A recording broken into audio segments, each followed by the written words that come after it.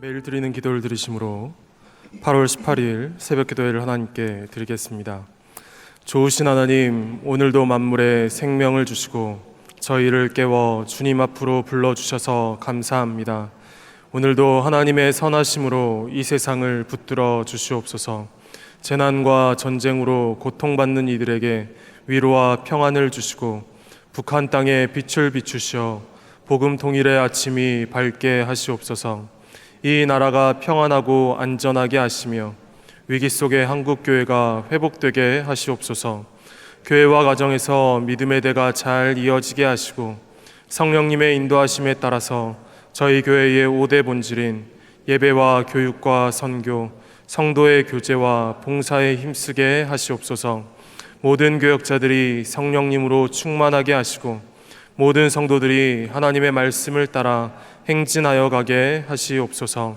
예수님의 이름으로 기도드립니다. 아멘. 다 같이 찬송가 565장 함께 찬양하시겠습니다.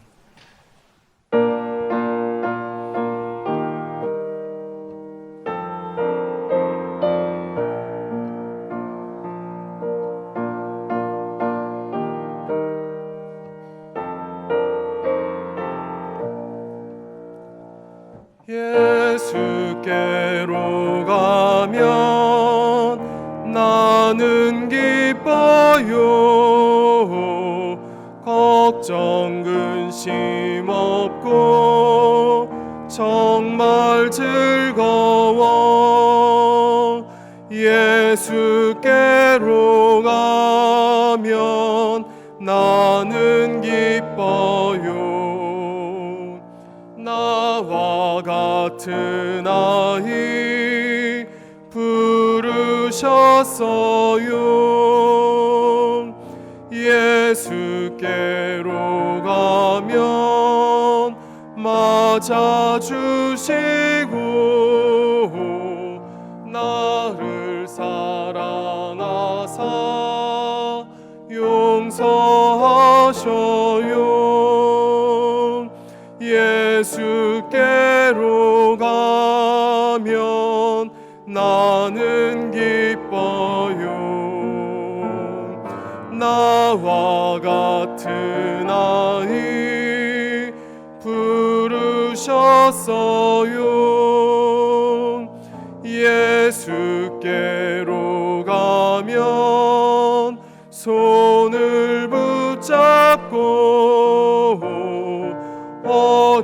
어디서나 나를 인도하셔요.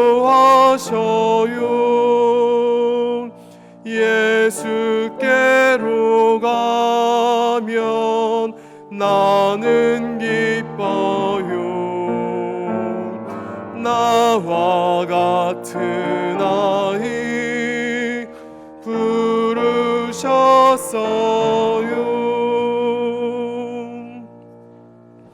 오늘 저에게 주신 하나님의 말씀은 구약성경 시편 122편의 말씀입니다. 사람이 내게 말하기를 여호와의 집에 올라가자 할 때에 내가 기뻐하였도다. 예루살렘아 우리 발이 내 성문 안에 섰도다. 예루살렘아 너는 잘 짜여진 성읍과 같이 건설되었도다. 지파들 곧 여호와의 지파들이 여호와의 이름에 감사하려고 이스라엘의 전례대로 그리로 올라가는도다. 거기에 심판의 보좌를 두셨으니 곧 다윗의 집의 보좌로다. 예루살렘을 위하여 평안을 구하라. 예루살렘을 사랑하는 자는 형통하리로다.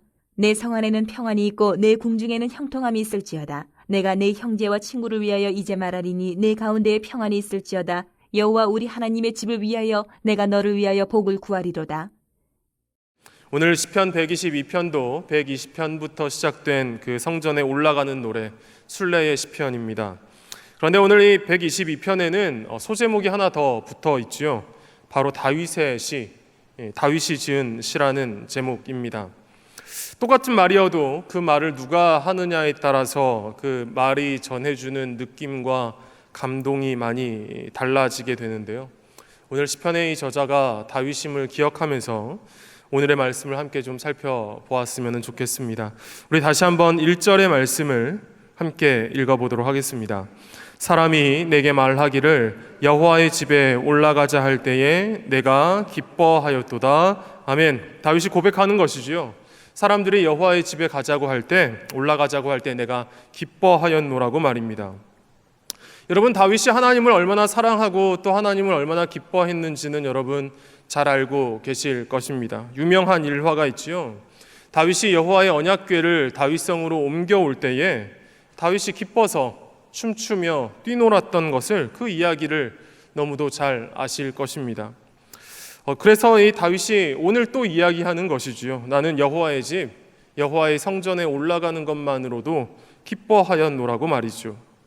그런데 생각을 해보면, 다윗의 이야기를 쭉 읽어보면 다윗은 이렇게 하나님으로 인하여서 기뻐하였던 것만큼이나 또 하나님으로 인하여서 분노하기도 했던 인물이라는 것을 여러분들 잘 아실 것입니다.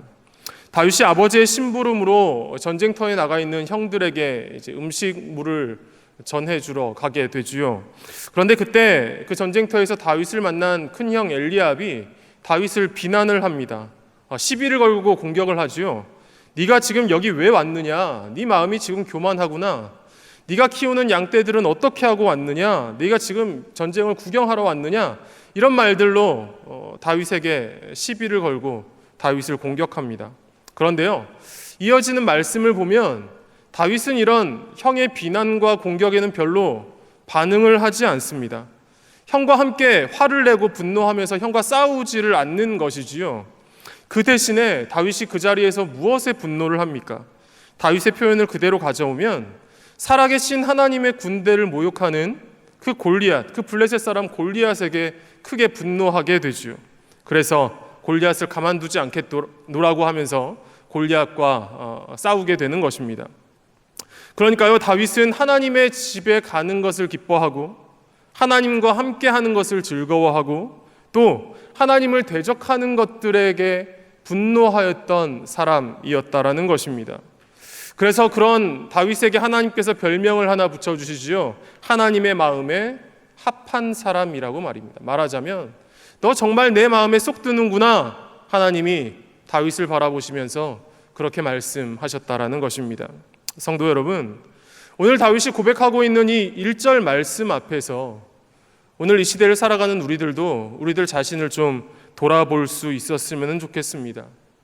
오늘 우리는 무엇을 더 즐거워하고 있습니까? 오늘 우리는 무엇에 더 분노하고 있습니까? 하나님입니까? 아니면 개인적인 안위 때문에 그러고 있습니까? 저부터 이 말씀 앞에서 스스로를 돌아보게 되는 것이죠. 그러면서 다짐하게 됩니다. 나도 내 인생의 무게 중심을 나에게서 자꾸 하나님에게로 옮겨야 되겠구나 생각이 되는 것입니다. 내 지갑이 두둑해지고 내 경제적인 형편이 나아지고 내 집, 내 자동차가 좋아지는 것을 기뻐하는 것이 아니라 주님의 몸된 교회가 부흥하고 교회가 잘 되고 교회 공동체에 은혜 넘치고 예배를 통하여서 성도들이 살아나는 그것을 정말로 기뻐해야겠구나, 이런 생각이 드는 것입니다. 반대로 나를 공격하고 내게 손해를 끼치고 나를 비난하는 그런 것들에는 신경을 덜 쓰고 마음을 쓰지 말고 하나님의 공동체가 무너지는 것, 성도들이 낙심하고 신앙을 잃어버리고 믿음 잃어버리고 또 교회 공동체를 해치는 악한 일들에, 그런 일들에 내가 정말로 분노해야겠구나, 그런 생각을 하게 되는 것입니다. 성도 여러분, 오늘 1절의 말씀처럼 여호와의 집에 올라가는 것, 사람들이 성전에 가자고 하는 것, 예배의 자리에 참석하는 것에 기뻐하고 즐거워하는 그런 우리들 모두가 되실 수 있기를 간절히 소원합니다. 오늘 이 고백을 하고 있는 믿음의 사람 다윗처럼 내 삶의 무게중심을 나에게 두는 것이 아니라 자꾸 하나님께 두어서 하나님으로 인하여서 즐거워하고 또 하나님 때문에 슬퍼하고 하나님 때문에 분노하는 그런 우리들 모두가 될 수 있기를 소원합니다. 이제 2절에서 4절까지 말씀 우리 다시 한번 함께 읽어보도록 하겠습니다. 예루살렘아, 우리 발이 내 성문 안에 섰도다. 예루살렘아, 너는 잘 짜여진 성읍과 같이 건설되었도다. 지파들 곧 여호와의 지파들이 여호와의 이름에 감사하려고 이스라엘의 전례대로 그리로 올라가는도다. 아멘. 2절에서 다윗이 이제 예루살렘 성에 도착을 하였습니다. 예루살렘에 도착한 이들에게 먼저 보여지는 것은 무엇입니까? 3절 견고하게 세워진 예루살렘의 성벽과 예루살렘 성 안에 있는 그 집들을 먼저 보게 됩니다. 그런데 이 순례하는 이 사람들이 예루살렘 성에 올라오게 된 가장 중요한 이유는 무엇일까요? 4절이지요. 여호와의 이름에 감사하려고, 바로 여호와 하나님께 예배드리기 위함이라는 것입니다. 예전에 한번 지방에서 사역을 할 때에 가르치던 중고등학생들을 데리고 겨울 수련회를 서울에 와서 했습니다. 그런데 보통 일반적인 수련회처럼 장소 한 곳을 정해서 그곳에서 2박 3일 동안 있는 게 아니라 계속 돌아다니면서 서울을 구경 다녔습니다. 그래서 장로의 신학대학교에서 잠을 자고 예배를 드리고, 대학로에서 기독교 연극도 보고요, 언더우드 선교사님이 세운 연세대학교 캠퍼스도 이제 구경하고 그랬습니다. 그런데 그때 이 아이들이 저에게 어떤 피드백을 많이 주었는지 아십니까? 지하철 타는 게 그렇게 신기했다라는 이야기들이 많았습니다. 지하철을 처음 타봐서 길 잃어버리면 어떡할까, 이게 반별로 이제 그 장소까지 보내기도 하고 미션을 주고 그렇게 했었는데, 목사님 저는 지하철 처음 타요. 길 잃어버리면 어떡해요? 잘못 가면 어떡해요? 막 이런 이야기를 하는 아이들이 참 많았습니다. 난생 처음 하는 새로운 경험이 그들에게 도전이 되었던 것이지요. 여러분, 예루살렘 성으로 올라가는 이 당시 이스라엘 백성들이 어떠한 마음이었을지 여러분 한번 상상을 해보시기 바랍니다. 아마도 그들 중에는 처음 수도 서울에 올라오는 것처럼 그 이스라엘의 수도 예루살렘에 간다는 것만으로도 마음 설레하는 그런 사람들이 있었을 것입니다. 3절의 말씀처럼 예루살렘 성벽을 보면서, 그리고 예루살렘에 있는 그런 집들을 보면서 감탄하는 사람들도 있었을 것입니다. 또 다윗의 왕궁의 위엄을 보면서 놀라는 사람들도 있었겠지요. 또 아마도 예루살렘에 올라온 그들 중에는 어떤 정치적인 목적, 어떤 다른 목적을 이루기 위하여서 예루살렘 성에 올라온 그런 사람들도 있었을 것입니다. 그런데 그 모든 목적보다 예루살렘에 올라온 가장 중요한 목적이 무엇이어야 하는 것입니까? 4절 말씀이지요. 무엇보다 예배하는 것이어야 한다라는 것입니다. 여러분, 여호와의 집에 올라간다라는 것은 오늘날로 하면 교회에 가는 것이겠지요. 오늘날에도 많은 이들이 교회에 오면서 다른 이유들을 가지고 올 수가 있습니다.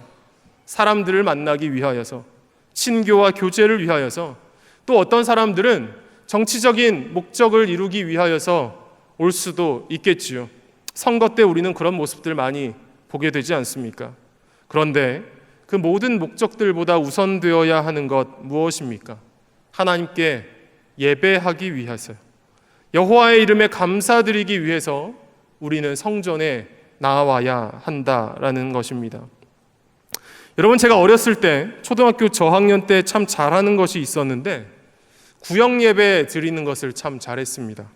거의 매주 금요일 저녁에 있었던 구역 예배에 개근을 했습니다. 지금도 기억나는 것은 태풍이 올라와서 비바람이 세차게 부는 날, 부모님은 오늘은 가지 말라고 만류를 하시는데 꼭 가야 된다고 고집을 부리고 부려서 기어이 부모님을 따라갔던 그런 기억이 있습니다. 그래서 어른들은, 집사님, 권사님들은 많이 칭찬하셨죠. 어린 게 대단하다고, 이렇게 개근하냐고 칭찬하셨습니다. 그런데요, 사실 제 목적은 따로 있었습니다. 저는 예배를 드리기 위해서 간 게 아니라 구역 예배 끝나고 나오는 간식이 좋았기 때문에 갔던 것이었거든요. 그때만 해도 먹기 힘들었던 바나나, 롤케이크 이런 거 먹는 게 참 좋았습니다. 그리고 막 어린애가 대단하다고 집사님, 권사님, 어르신들이 칭찬하는 그 칭찬 듣는 게 좋았습니다. 그래서 구역 예배에 열심히 참석했던 것입니다. 그런데 여러분, 어른이 된 지금도 제가 그러고 있으면 안 되지요. 어릴 때는 그럴 수 있지만 지금도 제가 간식 때문에, 사람들 칭찬 때문에 예배 드리면 되겠습니까? 신앙이 성장한다라는 것은, 믿음이 성숙한다라는 것은 다른 이유 때문이 아니라, 다른 어떤 부산물 때문이 아니라 가장 중요한 목적, 예배가 그 신앙의 가장 중심에 있어야 하는 것입니다. 오늘 우리가 찬송가 565장을 불렀습니다. 사실 이 찬송가를 청년 때는 별로 좋아하지 않았습니다. 어린이 찬송가에 나오는 그런 찬송가지 않습니까? 가사가 너무 유치하게 여겨져서 많이 부르지 않는 그런 찬송가였습니다. 또 제가 청년 때에 별로 안 좋아하던 복음성가가 있었는데 사랑합니다 나의 예수님이라는 찬양입니다. 가사가 너무 좀 부끄럽거든요.